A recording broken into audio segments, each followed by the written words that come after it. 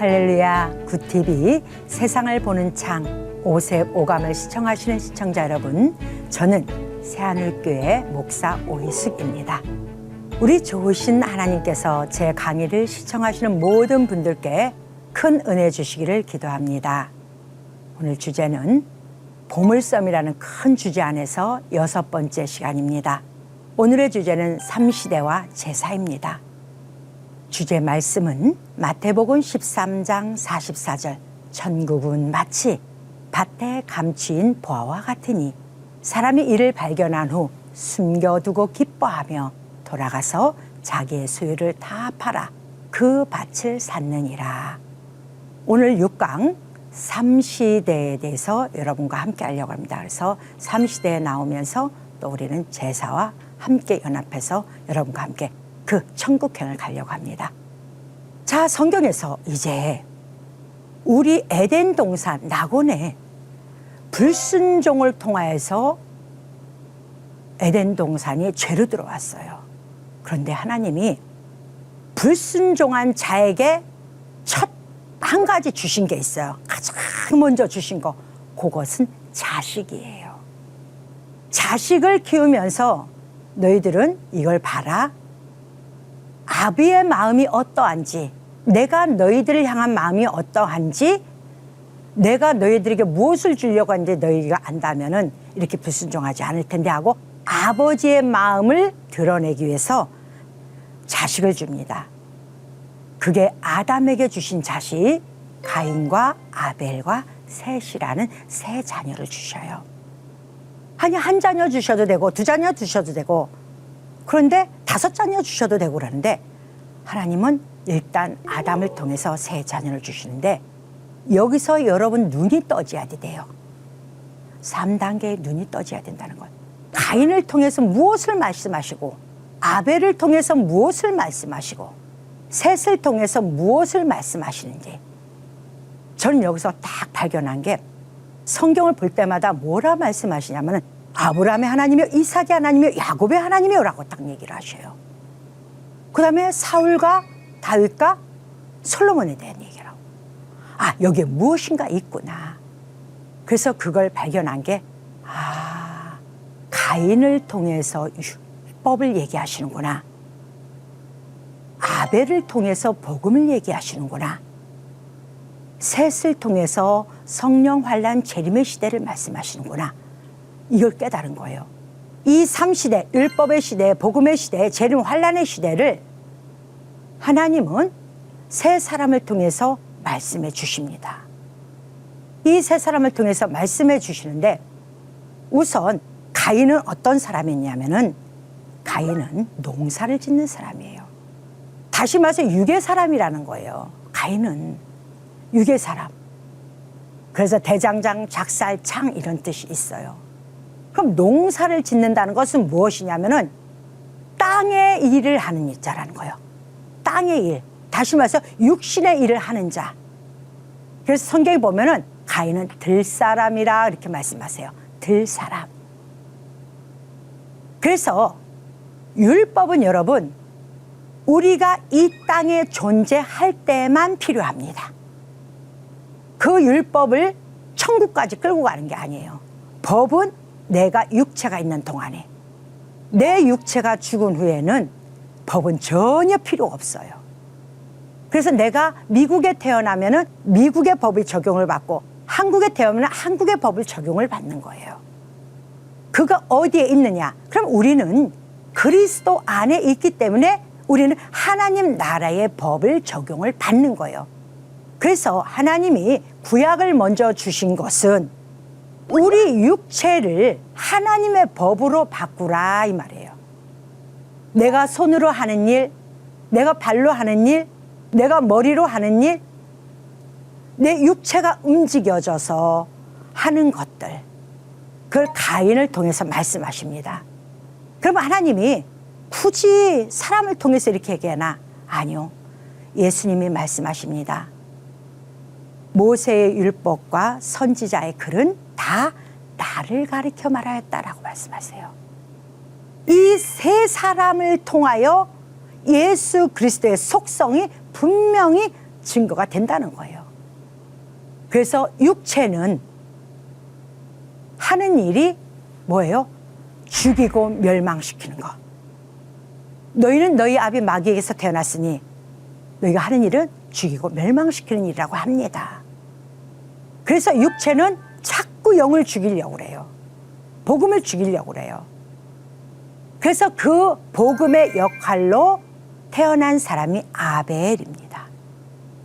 아벨은 생기, 분뇨, 거름더미에서 유래가 되죠. 양치는 자예요. 여러분, 복음이 죽지 아니하면은 다시 새로 세운 보혜사 성령은 우리에게 오지 않습니다. 그래서 복음은 죽어야 돼요. 왜냐? 나의 죄 때문에, 나를 살리기 위해서. 다른 게 아니에요. 우리가 신앙 고백을 할 때 본디오 빌라도에게 고난을 받으사라고 얘기를 해요. 사실은요, 여러분, 신앙 고백이 아니죠. 나의 죄를 위해서 십자가에 못 박히신 거죠. 우리는 나 때문에 돌아가신 분에 대해서 신앙 고백이 이루어지는 거예요. 나를 위해 십자가에 죽으신 예수 그리스도. 그분이 죽어야지 대신 오는 성령이 내 안에 오셔서 나를 주관하시는 거예요. 예수가 육체로만 있었다면 이스라엘이란 땅 위에는 다른 나라에 아무 영향을 줄 수가 없어요. 그런데 예수님이 육체의 영향은 선민이라 인정한 이스라엘에게 주고, 얘들아, 이제 너희들에게 육체를 주니까 너희들만 내 자녀인 줄 알지? 아니야. 그래서 그걸 위해서 내가 죽을 거야. 나는 온 인류의 하나님, 구원자 예수 그리스도야 라고 우리에게 가르치시는 거예요. 그래서 아벨은 죽는 자가 됩니다. 이미 하나님은 얘가 나빠서 빨리 죽어야 된다, 이런 게 아닙니다. 이미 하나님의 법은 정해져 있다는 거예요. 우리에게 생명을 주시려고 생명나무를 주셨어요. 네가 죄만 먹지 아니하면은 내가 너 그 생명나무 줄 거야. 근데 우리는 죄를 먼저 받아들였기 때문에 우리 육체의 법이 필요했던 것입니다. 그래서 우리는 아벨의 죽음을 보고, 예수 그리스도가 오시면은 먼저 선민된 이스라엘 내 형제들이 그 예수를 죽이는구나. 이스라엘이 이거를 조금만 일찍 알았더라면은 그들의 손에 피를 묻히진 않았을 거예요. 그런데 이스라엘을 죽일 수밖에 없는 것 또한 하나님의 계획이라는 거예요. 저는 성경을 연구하면서 이 땅의 모든 것들은 인간이 얘기할 것이 아무것도 없다는 것을 깨닫게 됩니다. 이미 하나님이 약정된 프로그램 속에 살되 우리가 하는 것은 하나님의 말씀에 선한 양심을 품고 선택을 하느냐, 다른 길을 선택하느냐만 우리에게 주어진 거예요. 하나님이 주신 것을 선택할 때는 우리는 하나님 것을 가지고 천국으로 가는 거예요. 아무리 교회 와서 주여 주여 해놓고 하나님이 하라 하지 말라를 버려놓고 다른 것을 내가 좋은 걸 선택을 한다면은 천국을 들어간다는 보장이 없습니다. 구원은 쉽지 않습니다. 그러나 쉽습니다. 왜 쉽으냐? 내 걸 내려놓고 아버지 것으로 전신갑주로 머리부터 발끝까지 입으면은 나는 구원이 쉽습니다. 그런데 육체의 복음 예수 그리스도가 이 땅에 오심에도 불구하고 중요한 것은 사람들에게 영향력을 병 고쳐주고 귀신 내쫓아주고 육체에 필요한 것에만 예수를 쫓아다녀요. 예수님이 십자가에 못 박히실 그쯤에 결국은 12 제자마저 단 한 명도 남김없이 예수를 다 배신해 버립니다. 육체의 법은요, 복음을 배신하게 되어 있습니다. 그 자체가 흙이기 때문에. 그래서 예수 그리스도가 이거는 도저히 안 되겠다 싶으니까 내가 대신 아버지께 가서 너희들에게 또 다른 보혜사 성령을 너에게 보내주겠다고 말씀하십니다. 그게 셋입니다. 대신 둔 거예요. 누구 대신? 예수님 대신, 하나님 대신. 그래서 그분을 세우시고 성령 하나님을 세우시고 이 땅을 이제 다 정리를 하는 거예요. 예수의 육체가 병 고치고 귀신 내추는 거지 사람들을 구원시켰다면은 예수님의 제자들은 절대 예수님을 버리면 안 됩니다. 내 목적은 목사 되겠다고 초등학교 5학년 때 작정을 했는데 왜 나는 성령 받았다고 하고 귀신을 내쫓고 병을 고치는데 왜 나는 허전한가? 나는 뭔가 내가 진짜 구원받은 자인가? 내가 하는 것이 맞는가? 늘 불편했었어요. 그런데 보혜사 성령님을 만나고 난 후부터는 이 세상에서 가장 행복한 사람이 접니다. 저는 그분을 만나고 나서 성경의 비밀이 보이기 시작하다 보니까 세상 무엇과도 바꿀 수가 없는 거예요. 그래서 성경이 보물섬이라는 거예요. 이보다 더 귀한 게 정치, 경제, 문화, 예술 모든 것들이 성경에 다 있습니다. 세상의 7,000년 역사의 흐름도 성경에 다 있어요. 아침에는 어떤 일이 일어날 거고 저녁에는 어떤 일이 일어날 거고 점심에는 어떤 일이 일어날 거라는 것도 성경에 다 있습니다. 이 세 분, 성삼위 하나님 세 분, 삼시대가 신약에 와서는 성삼위 하나님으로 나타납니다. 성부 하나님, 성자 예수 그리스도, 성령 하나님, 이 세 사람으로 나타나요. 근데 이것이 나중에는 하나님은 또 함과 야벳과 셈을 통해서 만들어내요. 또 다른 모습으로 만들어내요. 함은 검다, 야벳은 확장, 셈은 높은 지 왕권이라 하죠.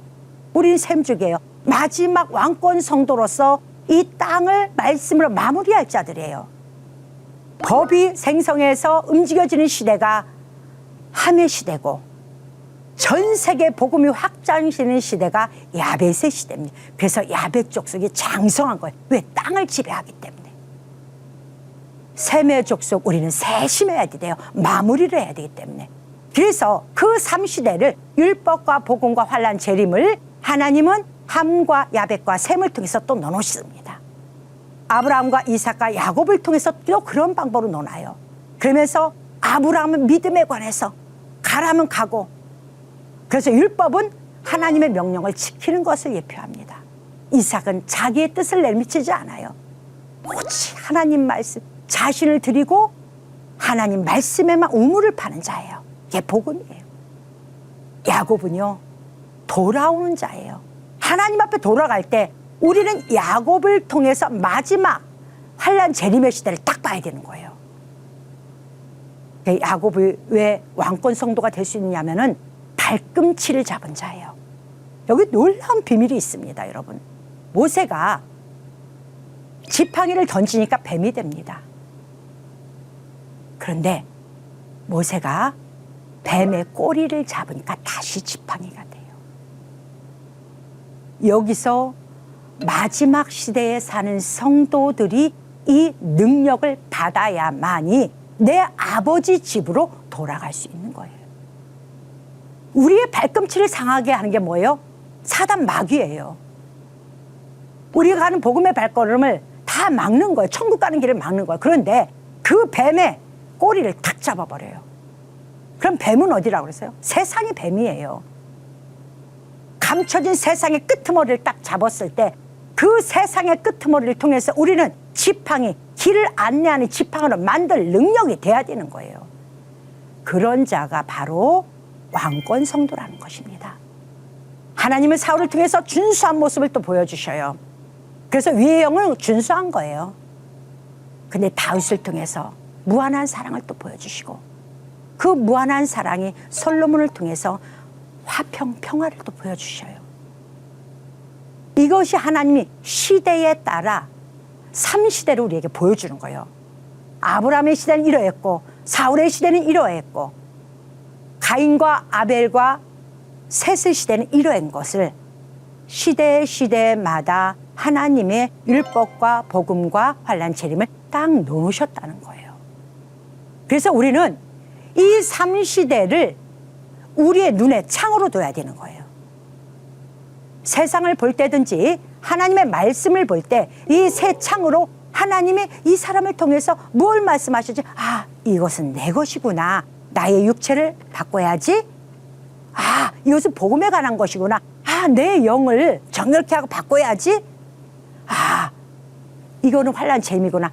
마지막 때 내가 세상을 지배할 자가 되기 위해서는 나는 야곱처럼, 나는 솔로몬처럼, 나는 새처럼 이렇게 보혜사 성령을 받아 이 길을 이기고 나가야지. 이것이 우리에게 결론입니다. 예수님이 가시고 이 땅에 선물 주신 것은 일반적 성령이 아닙니다. 이거 꼭 명심하셔야 돼요.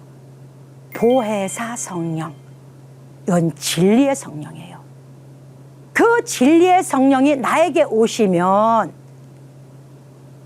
하나님에 대해서, 예수 그리스도에서 깨닫게 하시고 알게 하신다, 이 말씀하셨어요. 우리가 말하는 성령 받았다, 성령 받았다, 병 고치고 귀신 내쫓고, 여러분 그건 열매에도 속하지 않습니다. 성령을 받은 자의 열매는 9가지 열매가 있지 않습니까? 사랑과 희락과 화평과 오래 참과 자비와 양선과 충성과 온유와 절제니. 이것들이 내 안에 없는데 내가 무슨 성령을 받았습니까? 근데 이것의 열매를 얻기 위해서는 진리가 나한테 와야 돼요. 하나님의 비밀, 피, 예수 그리스도의 생명이 나한테 와야 돼요. 이거였구나, 깨달음, 그게 와야 돼요. 깨닫고 났더니 나 좀 더 참아야 돼. 다윗처럼 참아야 돼. 이삭처럼 참아야 돼. 이때는 이래야 돼. 이것들이 다 나오는 것이에요. 하나님 우리에게 삼시대를 통해서 그 말씀을 하시면서 성경 전체에다가 구석구석에 하나님의 의도를 집어넣습니다. 자, 삼시대를 주시면서 하나님은 제사에 대해서 딱 말씀하셔요. 율법의 제사와 복음의 제사를 하나님 말씀하십니다. 제가 어렸을 때 이것을 참 의아했어요.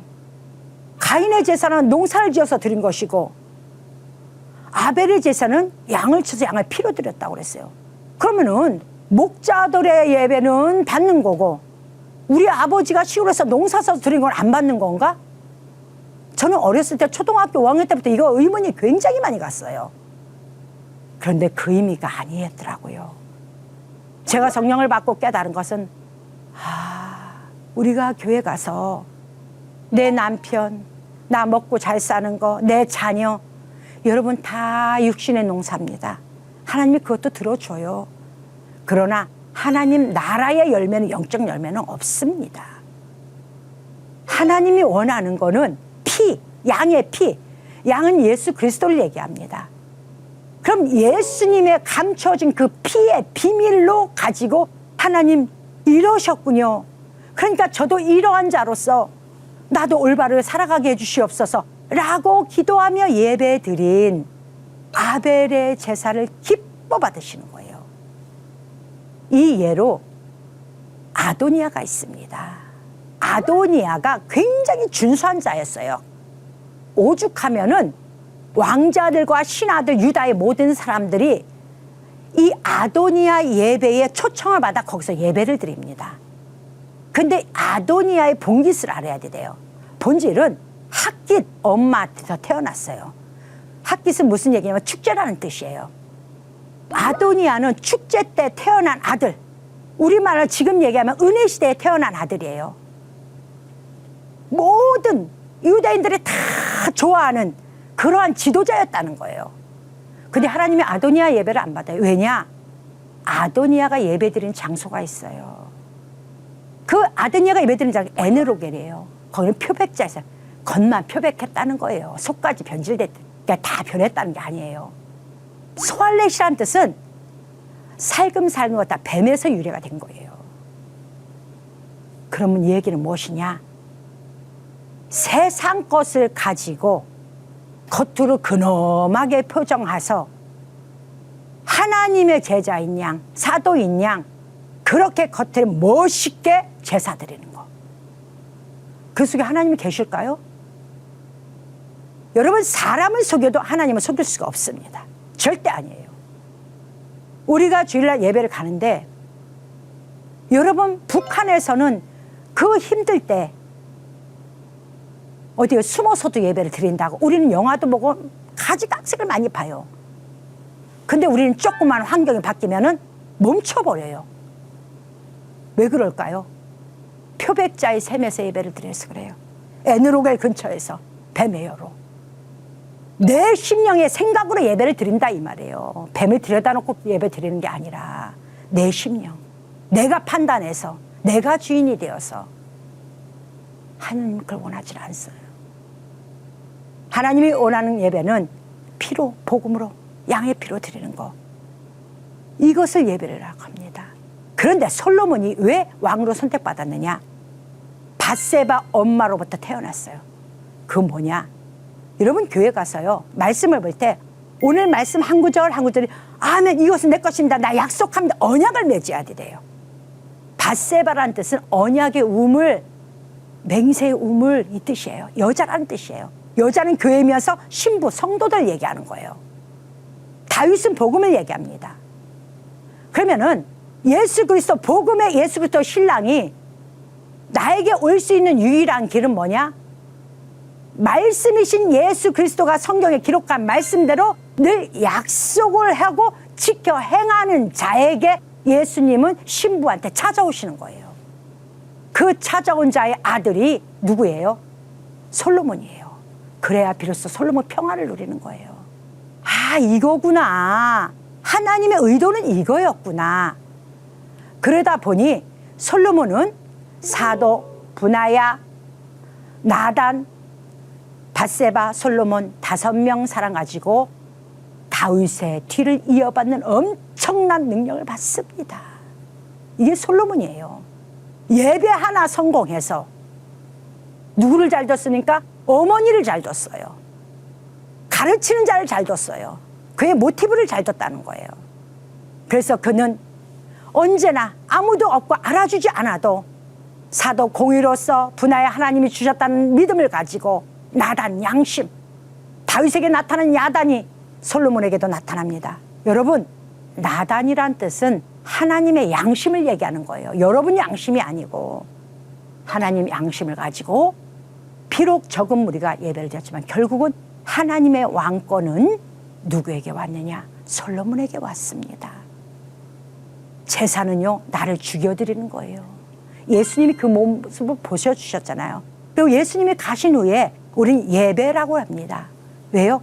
영의 입맞춤이기 때문에. 자, 우리가 이제 여러 모양으로 만들어 주시면서 우리 이야기를 하나님은 말씀해 주셨습니다. 여기서 셋을 여러분 꼭 명심하시기 바랍니다. 다른 씨라고 그랬어요.